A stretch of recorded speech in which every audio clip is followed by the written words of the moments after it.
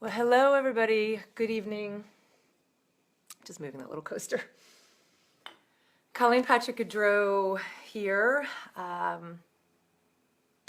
fellow citizen and advocate for compassion, compassionista is what I like to say. And I know a lot of you have heard from me today because I've been sharing my thoughts about what this day is, how we all feel, our reactions to it, and many of you have already seen some posts that I've put out on my blog, on my mailing list, and I will say right off the bat that if you are interested in participating in what I'm really hoping will be more of a session for people to process and be heard but heal, this isn't a space to vent or gloat or blame.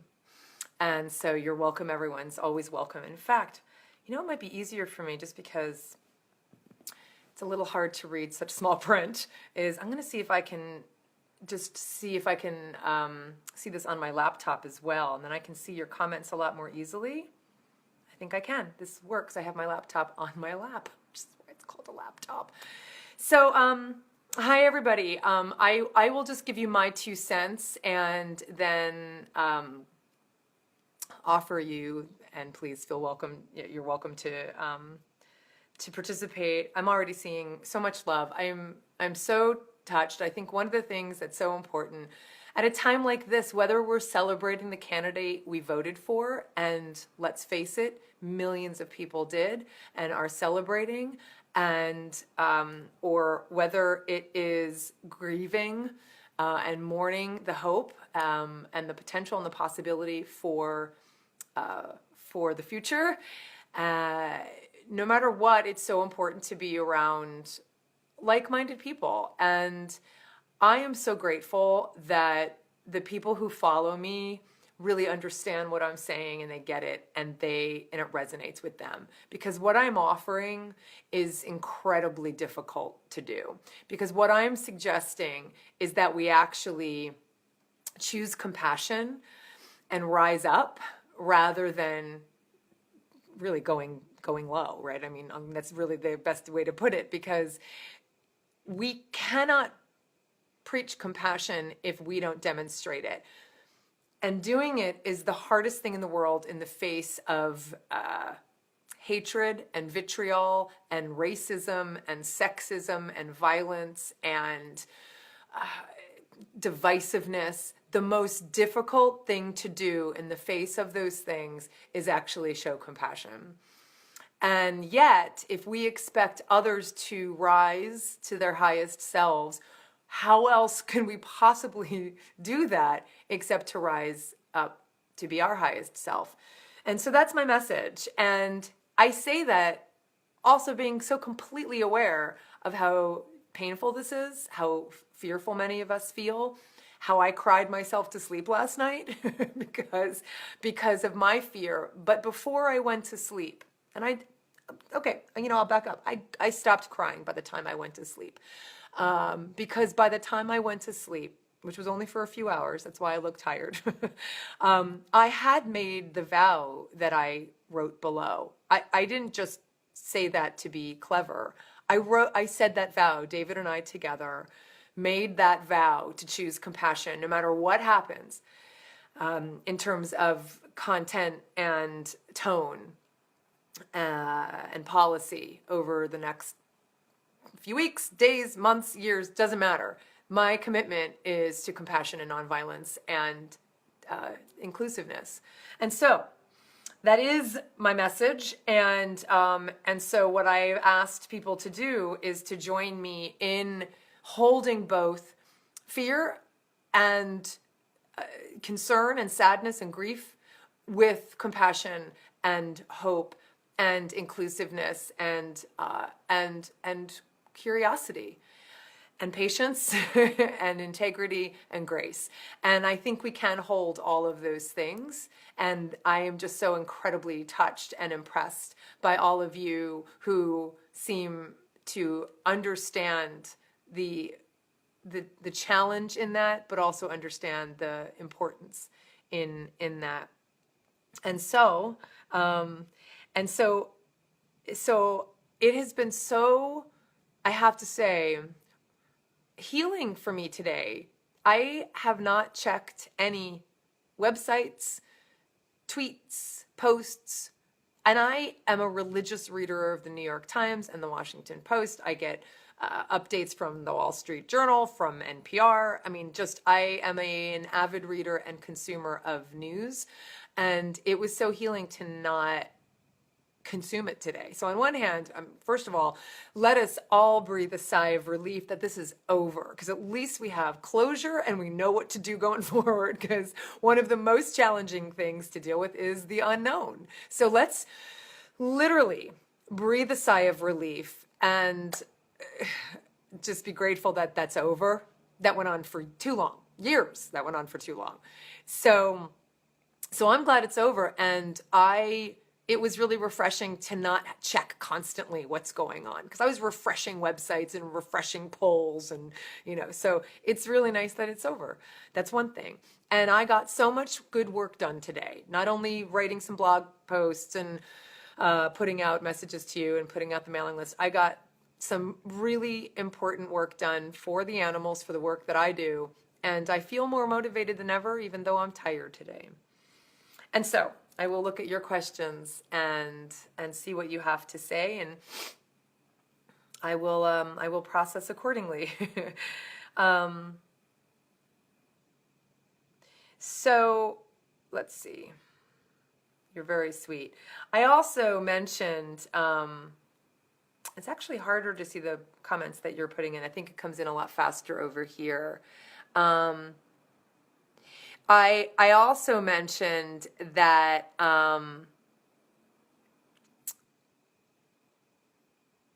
one of the things for me, and what I'm doing tonight, one of the things I'm doing tonight. So I'm probably going to do a little more work when I'm done talking to all of you. And then what I'm planning on doing is watching Lord of the Rings.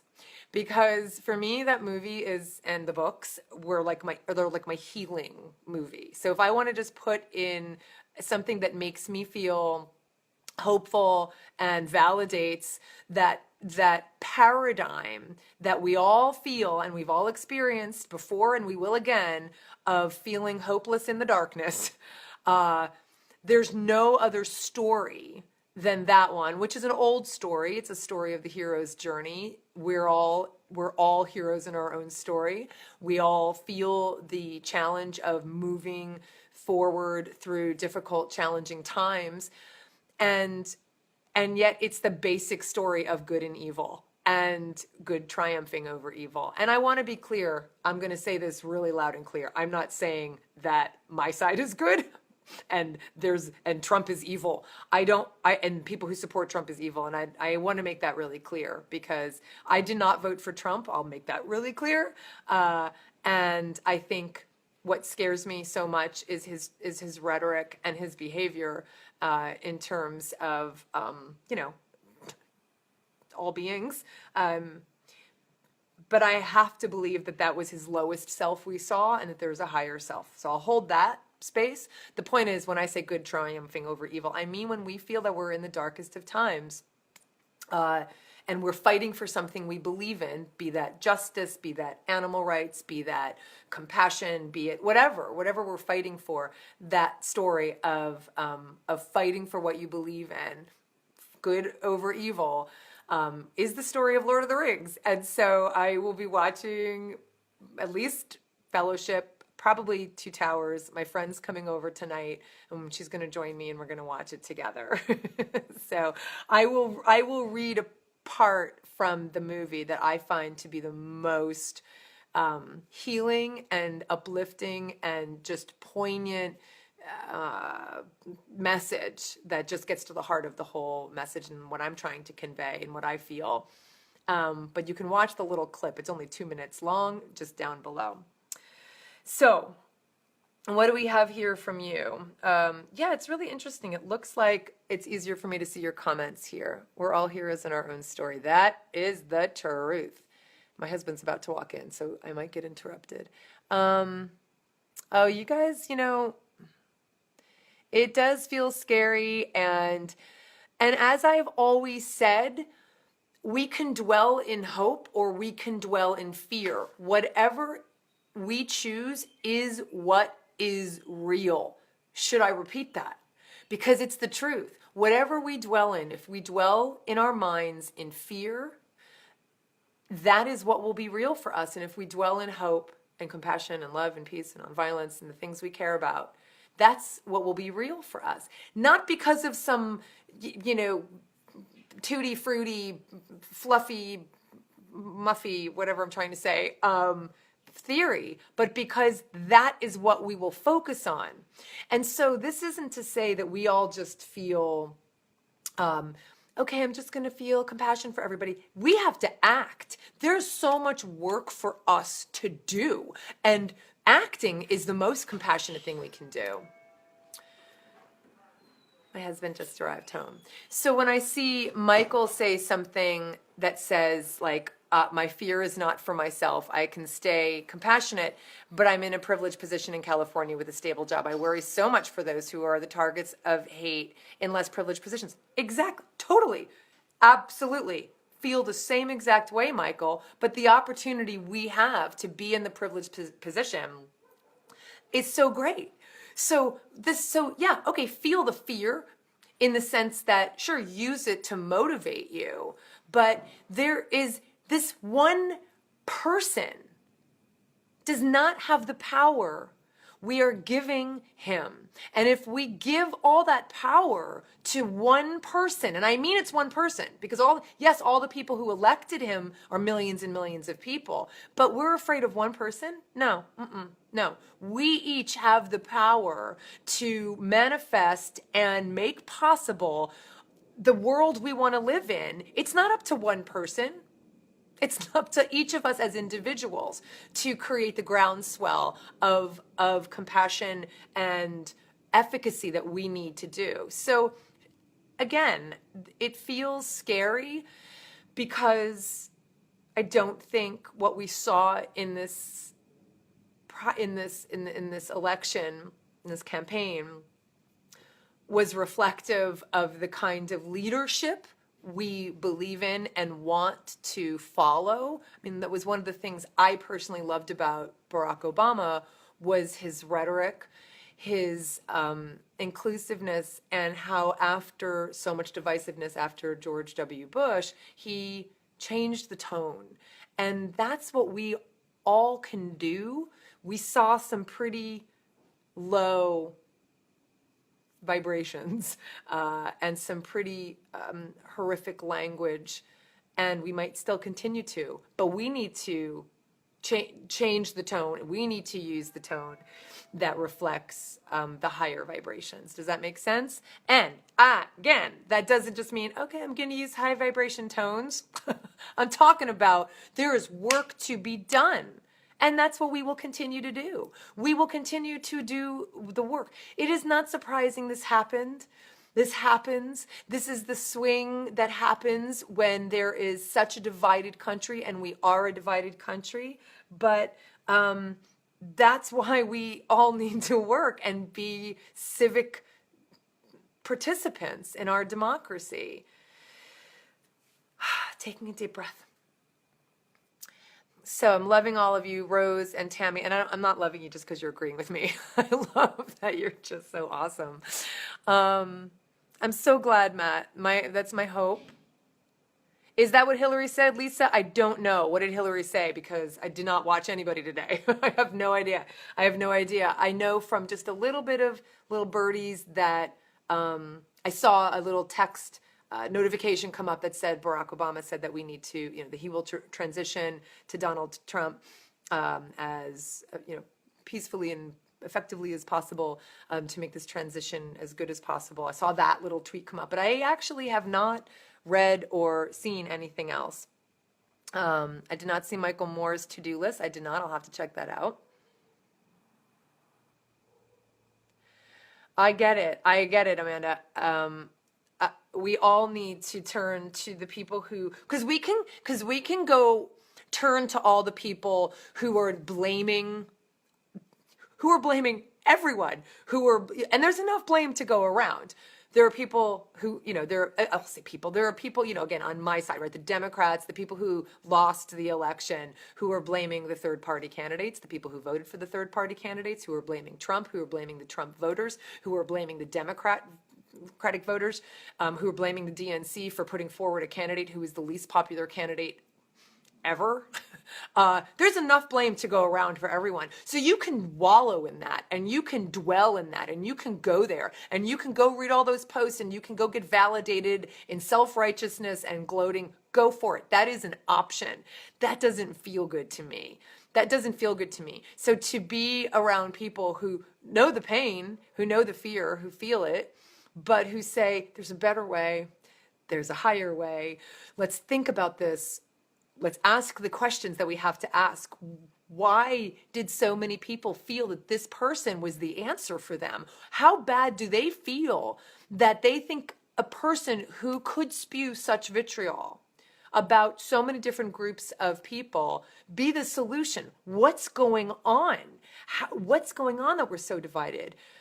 There's so many questions we have to ask. What can I do? How did I participate? What do I do in my life that creates that divisiveness? How much do I get out of my bubble? How much do I judge people and blame people and make this, us versus them dichotomy?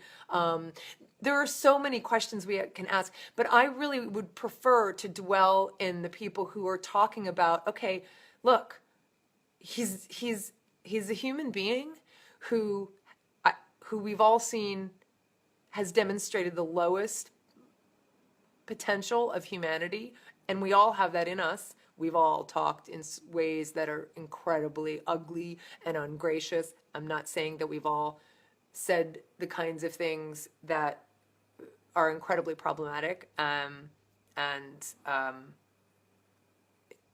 incredibly offensive and frightening, frankly. But if we look at the range, we have all appealed to our lowest selves, and we have appealed to the lowest in other people. We have that potential and that capacity. We also have the potential and capacity to appeal to our highest selves and to the highest in each other. And that's what I want to see when I look. I want to look through that lens that says, what happened? How did that happen? But what's the potential, what's the possibility for even for Donald Trump, who, look, if we really deconstruct the personality psychologically, someone who has to rail so loudly is so incredibly fearful and vulnerable. Someone who is so narcissistic is so incredibly fearful and vulnerable. If we can kind of go to that place and say, okay, we don't want him to act from that place. Can we look at and hope for the places where he'd be able to act from his highest self? That's where I want to dwell. And then and in addition to that, I'm going to act. If he is going to be our president, right now he's our president-elect, then we need to be able to communicate with him to ask for what we need, because we are citizens of this country. And the hashtag not my president, not my hashtag. Not my hashtag. It is that, to me, that is the same divisiveness that we can criticize about both groups or all people, right? No, he is actually, just like Obama was the president for people who did not want him to be president. And if this were us on the other side, if we were victorious, those of us who voted who voted Democrat, and we heard people saying, not my president, we would be like, oh, grow up. You know what? She is your president, and you're just going to have to deal with it, right? So this whole, not my president, we need to engage, and we need to do it in a way that is effective and a way that is gracious and that demonstrates integrity. Okay, so we've got some love going on. Thank you, Kevin. Thank you, Jill. Love to you guys, and thank you, Rose. Thank you, Michael. That sounds like the right thing to do. I have to read what Michael said. I don't know what he said. Just remember, everyone thinks their candidate is great, exactly, and the others are monster, and you're both wrong. You know very little about these people. You only pay attention to what you want to hear. I don't know if you're talking to me directly, Aaron, but you're kind of validating what I'm saying. So, yep. The last person that was not a career politician was Reagan, and he was a great president. Okay, so let's hold that hope. I wish I could get to where you are. I wish I could turn this pain into hope. Maybe I will get there. Thank you. We do need to figure out what's causing the divisiveness.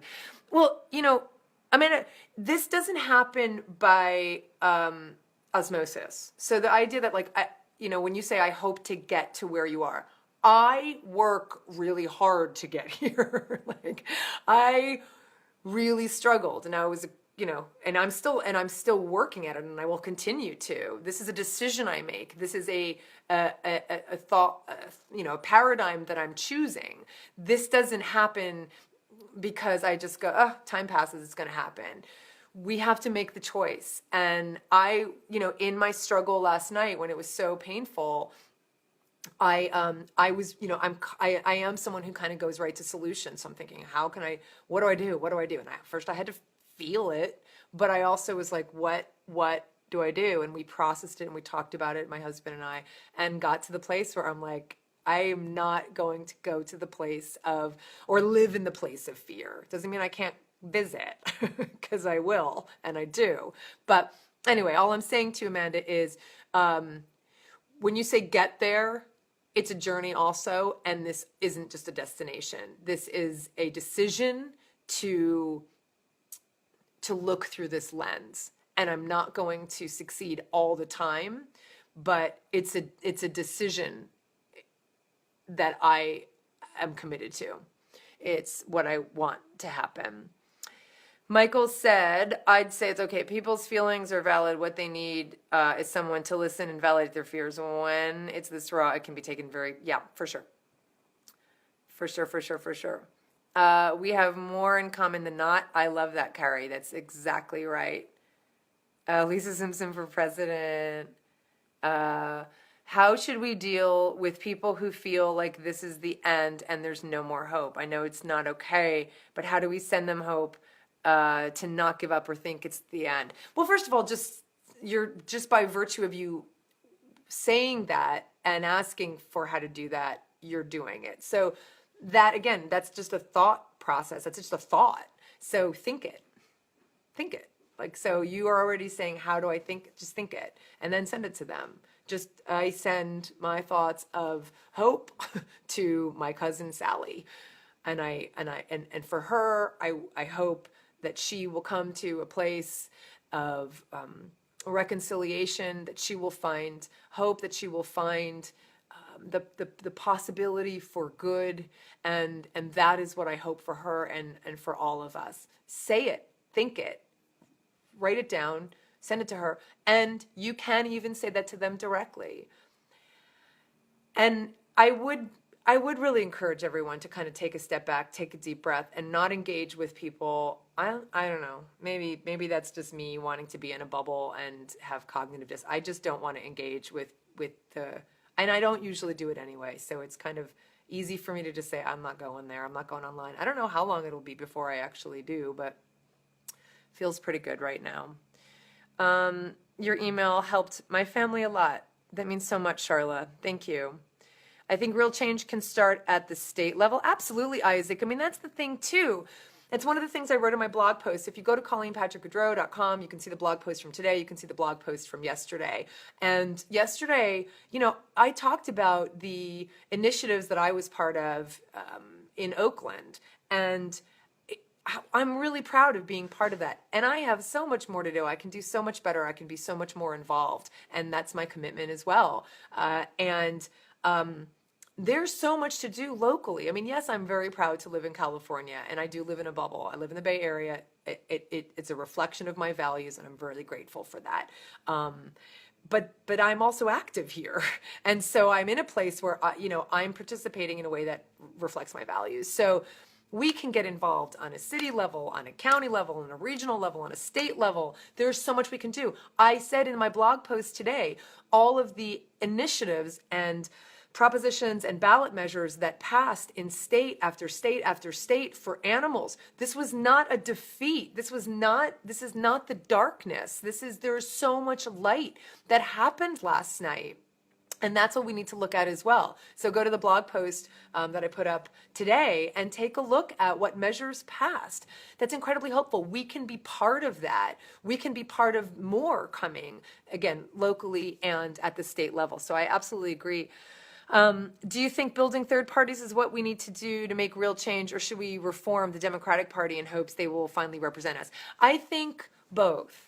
I think we need to call upon the leaders of the Democratic Party and make them do what reflects their values as a party. And I think this is the real acid test. I think now either the Democrats are going to, this is always a time for reflection and everyone's going to be reflecting and doing a lot of self-introspection. So this is the time for that. And we need to press the people who are in leadership because we put them there, who are supposed to be there to reflect the values that we care about, whatever party we belong to. And also if we, so yes, I don't believe this is ever going to be a country that's going to have a very strong third party, but I still support it. I want it, I absolutely support it. But I will say that it is not the fault that of the third party voters. This was Hillary Clinton's to win or lose. This was nobody's fault, and every third party candidate has the right. Frankly, Trump is kind of a third party candidate. He's not, the Republicans are not exactly embracing this guy. So in a way, he's a third party candidate because he came to speak for the people who felt that their party wasn't speaking for them. And that might be the same case in the Democratic Party. Yay. Okay, let me see what else we've got here. I wrote that my human temptation is despair, but despair and apathy are privileges some cannot afford. I love that.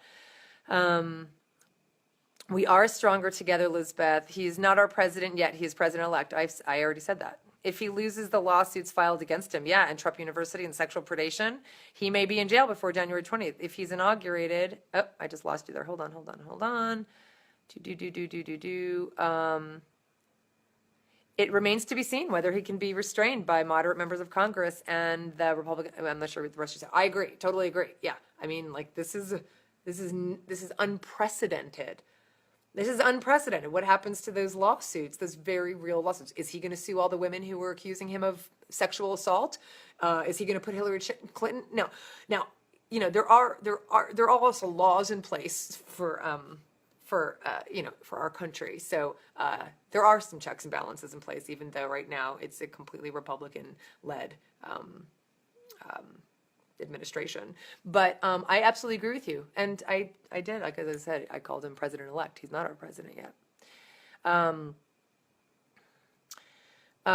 You need me, G and Charlie. Believe me, I've been in their company all day. Absolutely, the fear is there, but after I cried my eyes out last night, I woke up determined to make it through this time with the best attitude I can. I also want to actively participate in filling the world with positivity and love. And even though I am not a fan, he is my president, right? President-elect, to our point here. And then you got cut off there, Grace. I'll look to see if you have the rest to say. Michael says, I'm not quite ready to embrace hope today. I know I'll get there, but it'll be a journey. It's okay. I remain hopeful as a vegan because I see change and contribute to it every day. This seems so far beyond my grasp. I understand. I absolutely understand. So can I read you what gives me hope? And I really encourage you to just go look at the little clip. I don't know if any of you here are Lord of the Ring fans. I am Lord of the Ring fans, both the books and the movies. And I'm probably going to go right to Two Towers tonight because it makes me happy. But in the Two Towers, so basically the little hobbits are trying to get to Mordor to throw the ring in the fire to destroy this very evil ring, right? Because this very evil entity has basically controls the evil power in this ring, and if they can get rid of the ring, they basically eliminate this evil menace in the world. And so these are little hobbits who lived in the Shire, lived in their bubble, lived in their perfect little world. They were untouched by the outside world, and they have what feels like no stake in the rest of the world because they are in such an isolated little perfect exactly place in the Shire, and yet they've been tasked and also volunteered to say, I will carry this burden, and I will carry this burden and bring an end to this because nobody else seems to want to do it, or because they're just fighting. Everyone's fighting with who's going to do it, I'll do it, I should do it, you shouldn't do it, it's mine. And this little hobbit who felt he had no voice and no power very humbly said, I will take the ring. And so on their journey, it's a very difficult journey. The ring is weighing Frodo down. He's weighed down by fear, and he's weighed down by the unknown, and there are many external factors trying to hurt him, and he's being pulled away from his quest, and he's ready to give up. And really, Frodo, I know Frodo brought the ring to Mordor, but it's really Sam who carried him, Catherine. Sam was his rock, and we all need rocks, and Sam was Frodo's rock. And so, at the point at which Frodo is ready to give up, I'm going to read this. I might lose you now, but watch the clip below because it's adorable. But here's what he says. Frodo says, I can't do this. And Sam says, I know, it's all wrong. By all rights, we shouldn't even be here. But we are. It's like in the great stories, Mr. Frodo, the ones that really mattered, full of darkness and danger they were. And sometimes you don't want to know the end, because how could the end be happy? How could the world go back to the way it was when so much bad happened? But in the end, it's only a passing thing, this shadow. Even darkness must pass. A new day will come, and when the sun shines, it will shine out the clearer. Those were the stories that stayed with you. They meant something, even if you were too small to understand why. But I think, Mr. Frodo, I do understand. I know now. Folk in those stories had lots of chances of turning back, only they didn't. They kept going because they were holding on to something. And Frodo says, what are we holding on to, Sam? And Sam says that there's some good in this world, Mr. Frodo, and it's worth fighting for. That's it. That's my message. That is the message of every story that has been told for millennia, that there is some good in this world and it's worth fighting for, even through the darkness. And so I encourage you all to read Lord of the Rings, go watch the movies, and go watch that clip at least to give you some hope. So is that good? Are we good? So I think I will probably end there on that note, on Sam's note, and encourage you all to go find your rock, to go find your Sam, to go find what gives you hope, to go get fed, to go look at the good that's in this world and what you want to fight for and how you want to fight for it and how you want to commit to it. And that is my challenge to you. And in the meantime, take care of yourself and be kind to yourself and be kind to others, because we are all connected, and really we're all here just trying to do the same thing, honestly. So for the animals, both human and non-human, Colleen Patrick-Goudreau, thanks for watching.